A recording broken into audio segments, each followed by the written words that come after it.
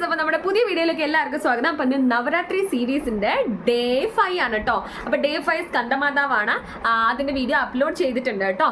അപ്പൊ ഇന്ന് നമ്മൾ ട്രൈ ചെയ്യാൻ പോകുന്ന നവരാത്രി ഡിഷ് എന്ന് പറയുന്നത് അവിലുപ്പുമാവാണ് കേട്ടോ. അവിലുപ്പുമാവ് എല്ലാവർക്കും അറിയാം, മിക്കവാറും എല്ലാവരും കഴിച്ചിട്ടുണ്ടാവും കേട്ടോ. അത് ഓരോ രീതിയിലാണ് ഓരോരുത്തർ ഉണ്ടാക്കുന്നത്. അപ്പൊ ഞാൻ എൻ്റെ രീതിയിൽ അവിലുപ്പുമാവ് എങ്ങനെ ഉണ്ടാക്കാന്ന് കാണിച്ചു തരാം. സോ എല്ലാവരും ഹാപ്പി ആയിട്ടിരിക്കും, ഹെൽത്തി ആയിട്ടിരിക്കും. നമുക്ക് അധികം വൈകിപ്പിക്കാതെ വീഡിയോയ്ക്ക് കിടക്കാം. നമ്മൾ അവിലുപ്പുമാവിന് വേണ്ടി യൂസ് ചെയ്യേണ്ടത് വെള്ള അവിലാണ് കേട്ടോ. വെള്ള അവിൽ യൂസ് ചെയ്താൽ കുറച്ചൊരു ടേസ്റ്റ് ഉണ്ടാവും. അപ്പം ഞാനിത് കുറച്ച് വെള്ളം ഒഴിച്ചിട്ട് കുതിർത്തി വെച്ചിട്ടുണ്ട് കേട്ടോ. കുതിർന്നിട്ടാണ് കുറച്ചിരിക്കുന്നത്. കുതിർത്തിയിട്ട് ഒരുപാട് ഇങ്ങനെ ഒട്ടരുത്, പക്ഷേ ഇങ്ങനെ വിട്ട് വിട്ട് വരേണ്ട രീതിയിലേക്ക് ആവണം. കുതിർത്തി വെച്ചിട്ടുണ്ട്. അപ്പം ഇതാണ് ഒരു മെയിൻ ഇൻഗ്രീഡിയൻറ്റ്. വേണ്ടത് ചെറുപയറാണ് കേട്ടോ. ഞാൻ കുറച്ചുകൂടെ ഹെൽത്തി ആയിക്കോട്ടെ എന്ന് വിചാരിച്ചിട്ടാണ് ചെറുപയറും കൂടെ യൂസ് ചെയ്യുന്നത്. അത് ഓപ്ഷനാണ്, നിങ്ങൾക്ക് വേണമെങ്കിൽ ആഡ് ചെയ്യാം, വേണ്ടെങ്കിൽ വേണ്ട. അല്ലെങ്കിൽ വേറെ ഏതെങ്കിലും പയറുവർഗ്ഗങ്ങൾ യൂസ് ചെയ്യണമെങ്കിൽ നിങ്ങൾക്ക് യൂസ് ചെയ്യാം. ഞാൻ ചെറുപയറാണ് ഇവിടെ എടുത്തിരിക്കുന്നത്. വേവാനൊക്കെ എളുപ്പമായതുകൊണ്ട്, അവൈലബിലിറ്റിയും ഈസി ആയതുകൊണ്ടാണ് ഞാൻ ചെറുപയർ എടുത്തിരിക്കുന്നത്. ഇതിന് ആവശ്യമുണ്ട്. അതിനോടൊപ്പം തന്നെ വറ്റൽമുളകും, അതേപോലെ പച്ചമുളകും, കരിവേപ്പിലയും, കടുകും, വെളിച്ചെണ്ണയും, അതേപോലെ ഉഴുന്നുമാണ് നമുക്ക് ആവശ്യം കേട്ടോ. അപ്പൊ നമുക്ക് അധികം വൈകിക്കാതെ കുക്കിംഗ് പ്രോസസ്സിലേക്ക് നമ്മൾ ഒരു ചീഞ്ചട്ടി എടുത്തിട്ടുണ്ട്. അതിലേക്ക് എണ്ണ ഒഴിച്ചിട്ട് നമ്മൾ കടുക് ഇട്ടിട്ടുണ്ട്. അപ്പൊ അതൊന്ന് പൊട്ടി വരുമ്പോഴത്തേക്കും നമ്മൾ അതിലേക്ക് ഉഴുന്നിടണം. കടുകെല്ലാം ഒന്ന് പൊട്ടി വന്നിരിക്കണം. അപ്പൊ ഞാൻ ഉഴുന്നിട്ടു.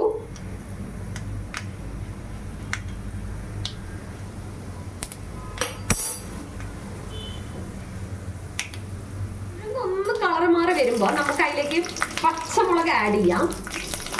ഞാനൊരു 4 പച്ചമുളകാണ് എടുത്തിരിക്കുന്നത്. അതിനോടൊപ്പം തന്നെ നമുക്ക് അതിലേക്ക് ഒരു 3 വറ്റൽമുളകും കൂടെ ആഡ് ചെയ്യാം. നിങ്ങൾക്ക് ഏതിന്റെ ടേസ്റ്റ് ആണോ കൂടുതൽ ഇഷ്ടം അത് കൂടുതൽ ആഡ് ചെയ്തോളൂ. നമുക്ക് എല്ലാവർക്കും കൂടെ പച്ചമുളകിന്റെ ടേസ്റ്റ് ഇഷ്ടമുള്ളതുകൊണ്ടാണ് പച്ചമുളക് കൂടുതലായിരിക്കും. നമ്മുടെ കറിവേപ്പില ഇട്ട് കൊടുത്തു. എന്നിട്ടൊന്ന് ഇളക്കി റെഡിയാക്കി കൊടുക്കാം. അതിനുശേഷം നമ്മൾ മഞ്ഞപ്പൊടി ഇട്ട് കൊടുക്കാം. ഇത് ഞാനിപ്പോൾ ഈ കാണിക്കുന്നത് വളരെ സിമ്പിൾ ആയിട്ട് ചെയ്യാവുന്ന ഒരു റെസിപ്പിയാണ്. നമുക്ക് പല രീതിയിൽ ഉണ്ടാക്കാം. ഞാൻ എൻ്റെ ഒരു ഇതിലും ഈസി ആയിട്ട് നമുക്ക് പെട്ടെന്ന് തട്ടിക്കൂട്ടാൻ രീതിയിലാണ് കേട്ടോ. ഒരു നിവേദ്യമൊക്കെ നമുക്ക് സമർപ്പിക്കണമെങ്കിൽ എടുക്കാവുന്ന രീതിയിലാണ് കേട്ടോ നമ്മൾ ചെയ്യുന്നത്. നമ്മൾ ഇതിലേക്ക് നമ്മളുടെ ചെറുപയർ വേവിച്ച് വെച്ചതിനെ ആഡ് ചെയ്ത് കൊടുക്കാം.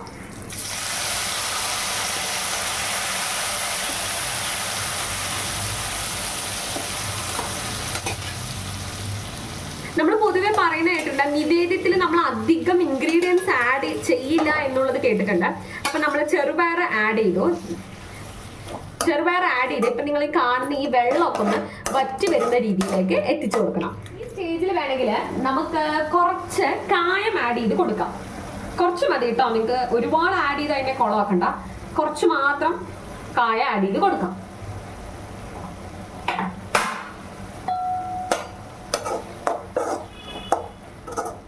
കുറച്ച് അതിൻ്റെ ആ ഒരു ഇത് വറ്റി വരുന്നുണ്ട്, വെള്ളമൊക്കെ വറ്റി വരുന്നുണ്ട്. ഇനി സിമ്മിലേക്ക് ആക്കാം കേട്ടോ. ഇനി ഇതാ നമ്മളിവിടെ വെള്ള അവില് കുതിർത്ത് വെച്ചിട്ടുണ്ട് കേട്ടോ. നമുക്കത് ആഡ് ചെയ്ത് കൊടുക്കാം. ആഡ് ചെയ്തതിന് ശേഷം നമുക്ക് എല്ലാം കൂടെ ഒന്ന് ചേർത്ത് ഇളക്കാം. അപ്പൊ ഞാനൊന്ന് പിടിച്ച് ചേർത്ത് ഇളക്കിയിട്ട് വരാം കേട്ടോ. ഇതപ്പം ഞാൻ ഇളക്കുകയാണ്. ഒരുപാട് ഇങ്ങനെ കുഴഞ്ഞ് അങ്ങനത്തെ ഒരു രീതിയിലേക്ക് ആക്കരുത്. നമുക്കിതാ ഒന്ന് നൈസായിട്ടൊന്ന് ഇളക്കി എടുത്താൽ തന്നെ മതി.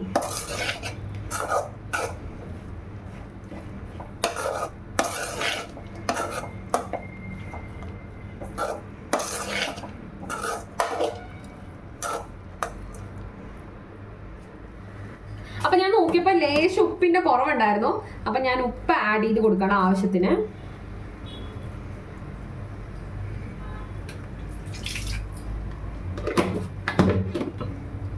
ഉപ്പ് ആഡ് ചെയ്ത് ചേർത്ത് ഇളക്കാം.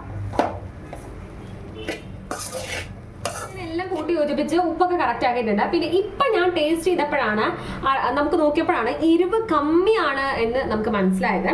സോ ഈ ഒരു സാഹചര്യം നിങ്ങൾക്ക് വരികയാണെങ്കിൽ നിങ്ങൾ ഇനി പച്ചമുളക് ആഡ് ചെയ്യാൻ നിൽക്കരുത്. കാരണം അത് എരിവ് അവിടെ ഇവിടെ അങ്ങനെ നിന്നു പോകും. ഈ സമയത്ത് നമുക്ക് വേണമെങ്കിൽ ഒരു ലേശം മാത്രം മുളക് പൊടി ആഡ് ചെയ്ത് കൊടുക്കാം കേട്ടോ. ഞാനൊരു ശകലം മാത്രം മുളക് പൊടി ഇതെങ്ങനെ എല്ലാവിടേക്കും എത്തുന്ന രീതിയിൽ ഇങ്ങനെ വേണം നിങ്ങൾ ആഡ് ചെയ്യാൻ. കാരണം അവിലിലേക്ക് ഒട്ടിപ്പിടിച്ചു കഴിഞ്ഞാൽ പിന്നെ അതിന്റെ ടേസ്റ്റ് ഒട്ടും ഉണ്ടാവില്ല. ഞാനൊരു ശകലം ആഡ് ചെയ്തിട്ട് കുറച്ച് എരിവ് കമ്മിയേ ഉള്ളൂ.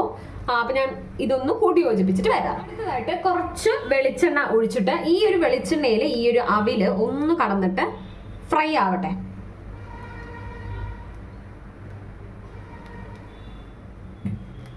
പിന്നെ നിങ്ങൾ ഈ ഈ കാര്യങ്ങളൊക്കെ ചെയ്യുമ്പോൾ നിങ്ങൾ സിമ്മിലാക്കിയിട്ട് വേണം കേട്ടോ ചെയ്യാൻ. ഇടയ്ക്കൊന്ന് ഇതിനെ ഒന്ന് അടി കൂടെ ഒന്ന് ജസ്റ്റ് ഇളക്കി ഇങ്ങനെ ഒന്ന് മറച്ചു കൊടുക്കുക. കാരണം വെള്ള അവിൽ എടുക്കുന്നതും കൊണ്ട് അടി പിടിക്കാനുള്ള ചാൻസസ് ഉണ്ട്. അപ്പൊ അത് വരാതിരിക്കാൻ നിങ്ങൾ അടിയിൽ നിന്ന് ഇളക്കി കൊടുക്കുക. അപ്പൊ ഏകദേശം നമ്മൾ അവിൽ ഉപ്മാവൊക്കെ റെഡി ആയിട്ടുണ്ട്. ഇനി ഒരുപാട് നമ്മൾ ഫ്രൈ ചെയ്യാൻ വെച്ചാൽ അത് കട്ടിയായി പോകും. നമുക്ക് ഫൈനൽ സ്റ്റെപ്പായിട്ട് നാളികേരം മേലെ വിതറിയിട്ട് നമുക്കൊന്ന് കൺക്ലൂഡ് ചെയ്യാം കേട്ടോ. ഇത് നിങ്ങൾക്ക് ഓപ്ഷൻ ആണ് കേട്ടോ. നിങ്ങൾക്ക് നാളികേരത്തിന്റെ ഒരു ഫ്ലേവർ ഇഷ്ടമല്ല എന്നുണ്ടെങ്കിൽ നിങ്ങൾക്ക് ഇത് സ്കിപ്പ് ചെയ്യാം. പക്ഷെ ഇവിടെ നമുക്ക് എല്ലാവർക്കും നാളികേരത്തിന്റെ ഫ്ലേവർ വലിയ ഇഷ്ടമാണ്. അതുകൊണ്ടാണ് ഈ ഒരു ഇതിൽ നമ്മൾ ഇട്ടിട്ട് കൺക്ലൂഡ് ചെയ്യുന്നത്. ഇത്രേ ഉള്ളൂ. ഇങ്ങനെ ചെയ്തിട്ട് അടി കൂടെ എപ്പോഴും നിങ്ങൾ അവിൽ ഇളക്കുമ്പോ അടി കൂടെ ഇളക്കുക.